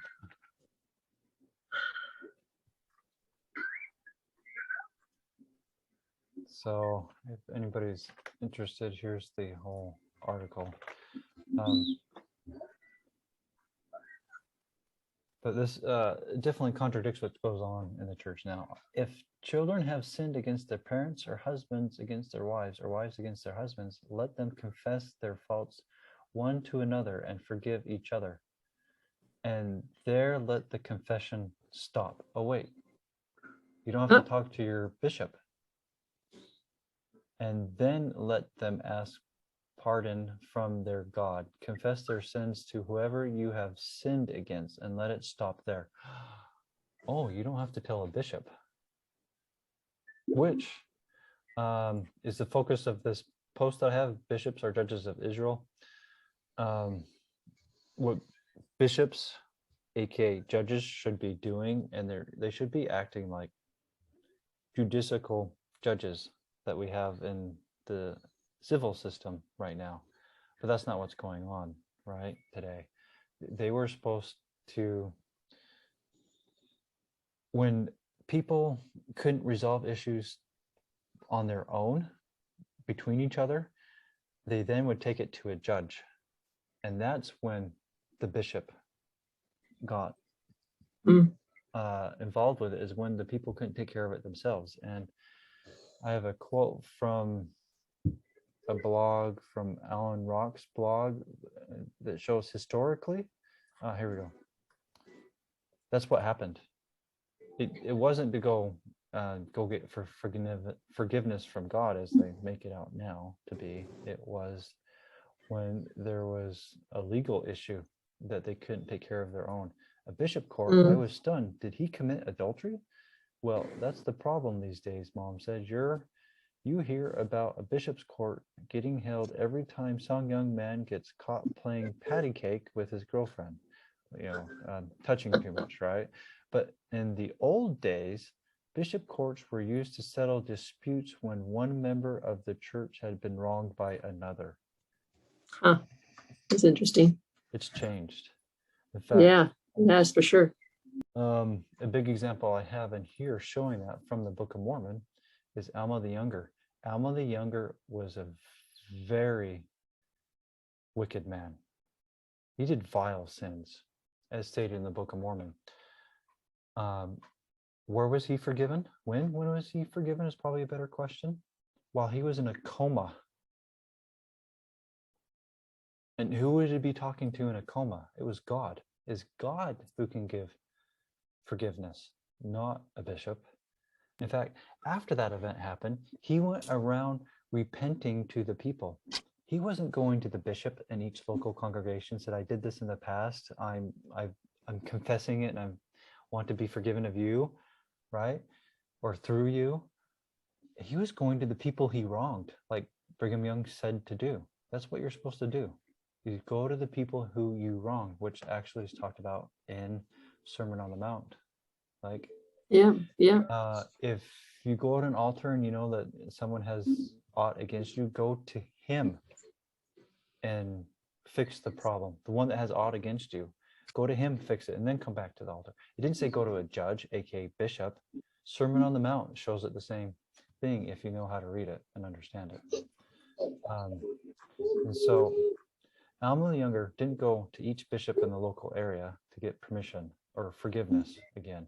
He went to the people who he wronged and did what he could do to fix what he broke. He did an eye for an eye. An eye for an eye doesn't mean if I pluck out your eye, I take out, you get to pluck out mine. It means if I took your eyes, I now have to be your eyes. Meaning I have to be your eye-seeing dog. I have to make it so it is like that you never lost your eyes, not that I take your eyes from you. Does that make sense? Yep. And so many people, because that's a Hebrew idiom, and eye for eye gets completely butchered by people who don't understand it, because it doesn't mean I take an eye for literally an eye for an eye. It doesn't mean that. It means just punishment is what it means. So it's not about retribution, it's about restoration. Restoration. It's all about restoration. It's not about I took your eye, so now you take mine. It's I took your eye, so now I'm gonna give back your eye, or do things unto you like as if to help you if you had your eye. So I'm gonna be your eye-seeing dog. That's a good way of putting it. But anyways, does that make sense? Yeah. Yep. In fact, if the court of laws did things the way they're supposed to, like not honoring the rich, and honoring the rich means if you pay the judge, he'll do what he wants him to do, right? Because you're paying him to get the judgment you want. No, I forget where I was going with that. Oh, one thing I was getting at, if there's a part of the law that if you give false testimony that would have, if believed got someone a punishment and it's found out that you lied or gave false witness, you Ugh. get that punishment that he would have gotten. So You know, if- that's you, but all those testimonies that people bear on fast Sundays, and then now I just go cringe at all the times. oh yeah. Oh man. Though And people fast say, and well, I heard you say testimony this. is more like logamony. Sorry. But Alma 31 is an example of a fast and testimony from the Book of Mormon. Go read it. They all go up to the tower or the pulpit. Oh yeah. Yeah. They all say pretty much the same thing, right? Yeah, that's what's happening. And then they get down. Yep. Yep. I see that now. Anyways, yeah. Hey, Steve. Yeah. Yeah, this is Gary Wayne. I'm gonna have to be going here soon, and I appreciate everything we've done here tonight, and I'm not real familiar with the Zoom and all this, but it looks like I can copy, save the chat for all these. But once you save it, how do you get to the links to look at them? So there's a couple things you can do. You can copy and then paste all the chat into Notepad, for example, and then you can copy the links and then paste it in your URL in the browser. Another thing is you can wait when I put up the video on YouTube. I put the links in the chat. Whatever gets shared in the chat, I put it in the notes in the description on YouTube. It'll be there. Yeah, The because thing, Gary, go ahead. You can go ahead and click on it right now while Zoom's on. It'll take you to your Wi-Fi, your internet, and you could bookmark it really quick if you wanted to do it that way. That's what I No. just did. No, what do I do? Just click You on could it. click on it. Click on what? On the one The that you want link. that you want to look at. Okay, well, there's so many of them on there, and I'm gonna have to go. I'm getting tired, but I do have Okay. I do have one other question, because I would like Sure. to look at the links. But you know, when we were talking about the day starting in the morning, and I know people that keep the day or start their day in the morning, but it seems like they're only keeping a 12-hour Sabbath. You know, like morning when the sun rises to Or they evening. work in the evening. So they're not keeping a full 24 hours. And do you keep 24 hours or do you keep 12 hours? I keep 24. I know I Well, don't have I think it is 24 hours. yeah, Yeah. I don't have a full answer for you on that at this point, but I do believe I know where some of that controversy comes from, where they get that. And I'm happy to explain what I know about it right now to you. Mhm. So there is a false tradition that you can't walk on the Sabbath. You can't walk. Yeah, you can't walk. There's a phrase, a Sabbath day walk. You can only walk so many steps in a day Right. on the Sabbath. That's a false tradition of the The Orthodox Sabbath Jews. day's journey. Yeah, it's false. It's nowhere in Torah. Okay. But the reason why people say you can't work during the day, but you can at night is because Yahweh had Israel You need some walk. more orange juice, Brogan? Yeah, I want Get your Yahweh cup. had, hey, mute your for a cup. minute. I want Mute, some Rosie, food. mute. Oh, sorry. Carrie. No, that's So fine. sorry. So Yahweh had Israelites walk on the Sabbath during the Exodus. In fact, it started the 15th of the first moon is a Sabbath, and that's when they left Egypt. They walked a lot. They walked more than the quote unquote Sabbath day journey. And so the way around that issue is people claim that you can work at night to get around the issue of the walk, because they claim that the walk is work. And so you can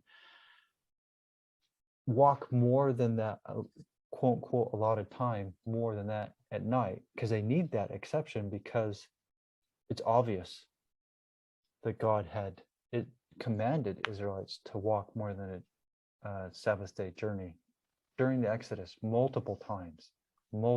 So they don't have a way around it. Yeah, there was a gentleman that I know, I won't mention any names, but he's a lunar Sabbath keeper and he plays guitar. He's a pretty good guitar player, but he was playing in a band Mhm. and, a secular band. And he'd get, they usually close down at 2, 3 o'clock in the morning and he comes home. And he says, well, I'm not breaking the Sabbath because the Sabbath don't start to sunrise. So I'm not breaking the Sabbath, because of the fact I'm getting home before the sunrise. And so I'm not breaking the Sabbath. Well, that didn't compute with what I believe. Okay. But Oh. I mean, that was his reasoning to think he wasn't breaking the Sabbath. But Well, most obviously, gigs start at night, so I don't understand how that would work. But anyways, no, I'm saying, yeah, it would start at night, but I'm just saying he'd stay till the lounge closes and then drive home. And he might get home at 3 o'clock in the morning, 3:30, 4 o'clock in the morning. He said, I'm not breaking the Sabbath because Sabbath don't start till sunrise, and I well, believe it starts the previous evening at sunset. So, but well, I believe it starts in the morning. I believe all yeah, days start in the morning and not evening. but you would go from morning to morning. Yeah, I go morning to morning. I Right. don't go morning to evening. I go morning to morning. Right. But I think the reason why some people think that's the case, where you can just go half the day, is because of the issue of walking. Because they say there's the false tradition that you can't walk more than a Sabbath day journey on the Sabbath. But they see the Israelites walking more than that during the Exodus, so that's their way around it. Since they walked and walking is work, they have to say it's okay at night because the Israelites walked at night. In fact, Jesus multiple times broke the Orthodox Pharisaical Sabbath laws because they're laws of men.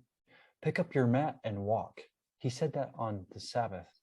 And the Pharisees hated that because it went against their false traditions, because that picking up your mat and walk was working because you were carrying something, you were carrying a burden according to them. And so that's one of the reasons why they got mad at Yeshua, because multiple times he did things, I would say on purpose, to break their false traditions. Healing on the Sabbath is a big one. They said their false traditions said you can't heal on the Sabbath, and Jesus did it all the time. Anyways, so I hope that helps some. It's not a full answer. I haven't figured it out completely, but I go sunrise to sunrise.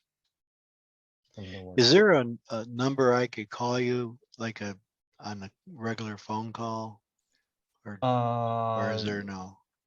There is. How would I get that number? Or could you email it to me, or? Sure. You can find me on Facebook and I can give it to you. Okay.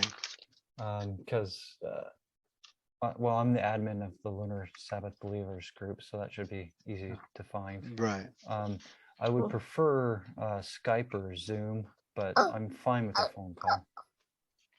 I've got to back out now. Thank you. Okay. Nice to meet you, Gary. Nice meeting you. Bye. Bye, Rosie. Oh, Rosie? Oh, she already left. Dang it. Okay. So yeah, I'll give you my contact info. I just don't want to put it in the video. Oh, I understand. I don't blame you. Because it's going on YouTube. Yeah. So I don't need a whole, I get enough spam calls from my car warranty. I don't need any more unwanted calls, right? Well, this is the first call that or first Zoom meeting I've been on with you guys, and I haven't met any of you until tonight. So, but Sure. Well, I'm happy. But I like being with other believers. Even though we may not agree on everything. Yeah. Right, and we can agree to disagree, but there's some people. Excuse me. There's some people, it says you'll know them by their fruit. And Sure. they're not showing good fruit when they sit there and they go, yeah, but they don't keep the Sabbath right. So, they're not going to make it into the kingdom, or they're not doing this. So they're not going to make it. They're like Saturday and Sunday people. They're not even keeping the true Sabbath. So they're not going to make it. I don't agree with that, but there's people like that, or they only keep 12 hours a day, so they're not even keeping the Sabbath, so, but they're judging them for that, judging them for this, judging them for that. And I don't like the Well, argue and debate yeah. things like this. I really don't. There's a tricky balance. I'll agree with that. And I think a lot of people go overboard on both sides of that issue.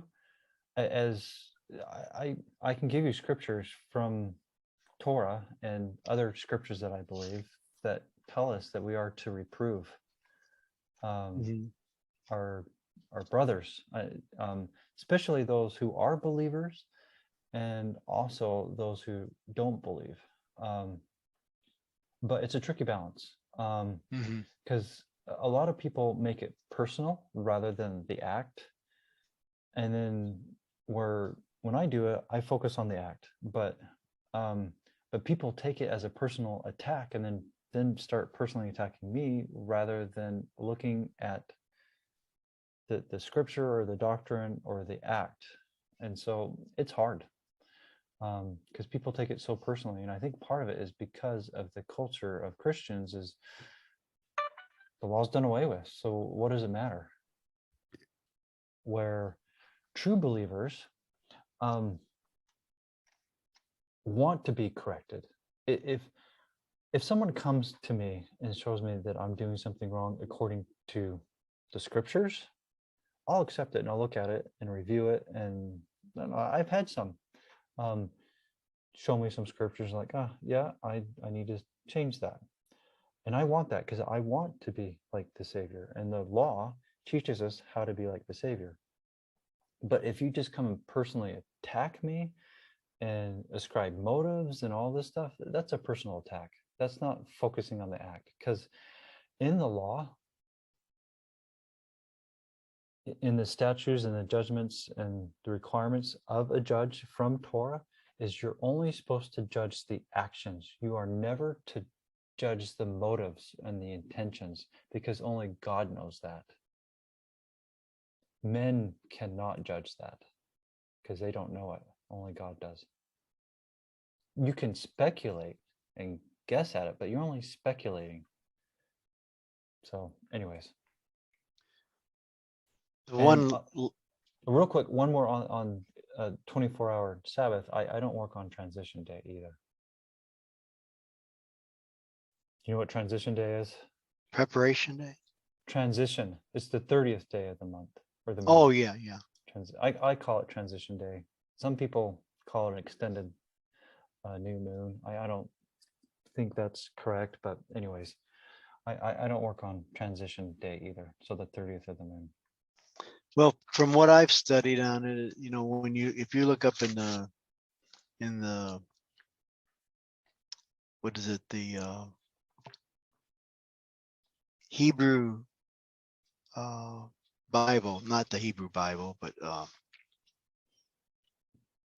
anyway, my mind just went, I lost it. But anyways, it says that it's a new moon period. It doesn't say new moon day.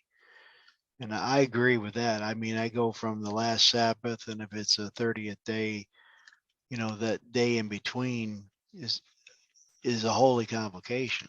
You got your Sabbath, and then you got your let's say it's the 30th day. And then I get people that say, well, there can't be two new moon days. There's only one new moon day. I said, yeah, but it's a new moon period. I mean, okay. Yeah. So I think I hear what you're saying. So in the Tanakh, David, there's an example, and I can get it for you. There's an example of David. And Samuel, isn't it? Or is it Samuel? I don't know. I'd have to look it up. I don't have it all memorized. I remember the stories and the principles. I don't always remember all the verses. When he didn't sit with the king for the there's an example of a 2-day feast at new moon. Now, if they were all one clumped together one day, it would called it a 1-day feast rather than a 2-day feast. And so to me, this is an example that it is actually literally 2 different days. And that's an example Right. from the Tanakh on it. I don't make a big deal out of it as long as they're, trying to do it, whatever, right? But I will, if they really want to talk about it, I'll talk about how the example in the Tanakh of the 2-day feast, stating it's 2 days, not 1 day. But I don't work on transition day because it's a holy convocation, right? In fact, you might like this. This page. Oh, I already showed it to you. My Sabbaths page. At the top of it talks about how there's 3 types of Sabbaths: the weekly Sabbath, the moonly Sabbath, and the yearly Sabbath. So, weekly Sabbath, lunar Sabbath; the moonly Sabbath, new moon day, and transition day. Yearly Sabbaths are more commonly known as high holidays, right? Passover, unleavened bread, so on and so forth.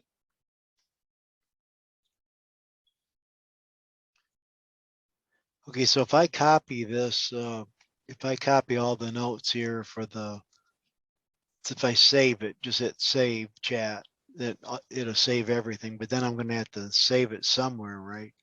Oh yeah, I didn't know like- there was a save chat. Yeah, there is a save chat. Let's click on it. It should. I don't know where it went because I clicked It's- save chat and It's the 3 dots down next to the Oh yeah, chat button. I clicked the 3 dots and I click save chat. It says it's saved, but there's a button show in folder. Should be able to get it that way. Yeah, I can see it. So you can pick where you want to save it, right? No, it puts it one place and you can click on the open in folder and it shows you, and then you can move it if you want. But if anything, if you can't find it, ask me for it because I'll be saving it. Okay. And I can give it to you. Mhm.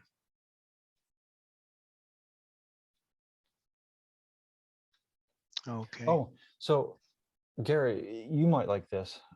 Depending how much, do you have a few more minutes? Yeah. Okay, so there's a prophecy that I see in the Tanakh with Joseph. There's a lot of prophecies with Joseph of Egypt in there. There's lots, but here's one that I have theorized for a while, and then I've confirmed it. So today, and so it's just kind of fresh on top of my mind. So with the famine, Joseph, right? And he sent his brothers back and forth. And when Benjamin came, and then when they were to go back to their father, Benjamin had the silver cup and in his sack, yeah. In his sack. So silver is symbolic of judgment, right? Anyways, silver, when you look in the symbolism behind silver, it's judgment. And one thing I find interesting, and I had theorized because of this, and along with Paul was from the tribe of Benjamin, right? He states that in Acts, I believe. He also states how he was a follower of Hillel, and Hillel is a big guy in this Talmud, false traditions. Now, I believe the prophecy of Benjamin with the silver cup tells us that Hillel is of tribe of Benjamin. And now, just out of curiosity, because I heard it watching, the false traditions Hillel with the video that Rosie shared with me today, which I haven't finished, but it is good. I was like, okay, I'm going to go look this up because I believe Hillel is of Benjamin because of that, what I believe is as a prophecy in the Joseph of Egypt. And his father, Hillel's father, was of the tribe of Benjamin. And tribes are by fathers, not by mothers, as Orthodox Jews claim, which is another false tradition, which all these false traditions really mess up understanding. When you go look at all the genealogies in the scriptures, it's all by males. It's because the tribe, your genealogy is by the father, not the mother. But anyways. So anyways, that's something I put a little effort in today that I found interesting. And and confirmative of what I see as a prophecy in the Joseph of Egypt history. But there's a lot there. Joseph of Egypt is a type of Yeshua's first coming, all over it. So much all over it. But anyways, you have to go. If you come again, we can go over that if you Okay. want. All right. Well, it's nice meeting you, Steve, and everyone else that was on the call. Yeah, it was nice for you to come, Gary. Hopefully you come again. All right. Thank you. Have a blessed night. Yeah, you too. So it's just you and me, Lisa. Yeah, and I'm good to end it. This has been a long evening. I'm just sitting here finishing up housework while I've been listening Oh, in my headphones. But anyway, yeah, thank you for all your preparation. There's a lot of I didn't prep. you can tell. Well, that's not what I mean. For all your, For study. I mean, you've just yeah, general study so, in general. Yeah. Yeah. So thank you. Oh, I watched the wedding video you shared with me, and I liked it. In fact, I want to share. I've just been busy. Oh but yeah, I that's enjoyed fine. it. That was really good. Thank you for that. Yeah, they put together. I think they did a good job. So Yeah. I the guy's voice that did it though. I think he sounds like a girl though. Oh, yeah, I don't know. I haven't watched it for a while. I just was enthralled with the information they were giving, and I really appreciated it. So. Oh yeah, there's a few things in it that I question though. Like they're starting to kind of push in the rapture and the 10 days of Yeah, awe no, for and that, I sure. It's like anything and anyone we learn from. We all hit and miss. Sure. There's and so, but I just think there was a lot of new things in there and kind of gave you a new understanding, which would make sense because the Lord spent so much time likening, always reminding us. I mean, there's only two women types in scripture. There's virgins and there's whores and harlots. And he's always reminding you that he's the bridegroom and the church should be the bride. So, yeah. Some people take it negatively, but I mean, the bride, it's the beautiful, desirable bride, right? The virgin. But anyways, I don't see it. Well, and I think it's a good reminder for all of us that the Lord would like us to be found waiting and prepared for doing our part to be prepared. So anyway, I enjoyed it. So I'm glad you took the time to watch it. Yeah, I enjoyed it. I'm gonna see if I can find some time to watch the other videos in the list that it was in. Because that was good. I enjoyed it, and I want to share it. And I actually want to watch it again too, but I don't know when that's going to happen because I want to study a lot of things. And the last little while, I've been working on some calendar issues because the new year is about to start. So I've been a little sidetracked on that. And I don't know how much you heard from the beginning, but I'm writing a program to do all those calculations. Yeah. So. Well, I think that's great. The purpose of the adversary is to hide truth and to make it hard to find. And the scriptures say that he'll change times and so but he keeps changing different pieces of it. And so it's hard to, and I think there's different pieces of truth found. Lots of different cultures have hidden and preserved pieces of truth. So it's kind of fun when you come across people who are finding and discovering. Yeah, and speaking. Yeah. Yeah. It's a mixed We're all bag, kind of because some places they'll like proclaim this but hide another one, like you're saying, but they do the same thing with lies too. So you really have to, it's a big puzzle. Right. But I mean, if the Lord is a separator, we all should be. The Lord separates, he has so many scriptures on separation. He separates wheat from the tares. He separates sheep and goats. He separates, he even separates the 10, right? But that's what we should all be doing, is trying to separate things. And Right. so information and stuff, like not people, it's the separation of true and false traditions. And Well, there will be separation of people happening, but not no, because but God wants it, but because the evil choose no, not to I'm go just with the good. saying that's not our role. Isn't to separate the people. Our role is to separate the information, and people separate Well, themselves You because have to. when you're trying to find truth and share truth, they separate themselves from you. You didn't do any separating, just Well, as you're. In general, I agree with that, but there is an exception.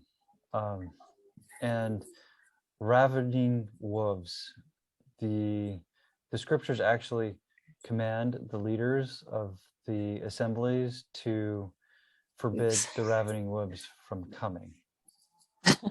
Yeah, the sad thing is, though, is it's usually the leaders, but Not always, but in current days it is. But if someone's just a non-believer, it doesn't say to cast them out. Ravaging wolves are something specific, and it's not just Right. someone who just doesn't believe the same way. Yeah. So, yeah, I'm being told I need to be a little more quiet. No, well, you're fine. Thank you for your presentation of your thoughts and ideas and study. So And real quick, we'll see if we have give me one more minute, if you don't mind. Okay. On separating. Sure. Is this all being recorded though? Like, I don't love that. It just feels like private conversations are recorded and then posted, which I don't. Sure. So I don't. I'll stop recording then. Okay. If you're not comfortable.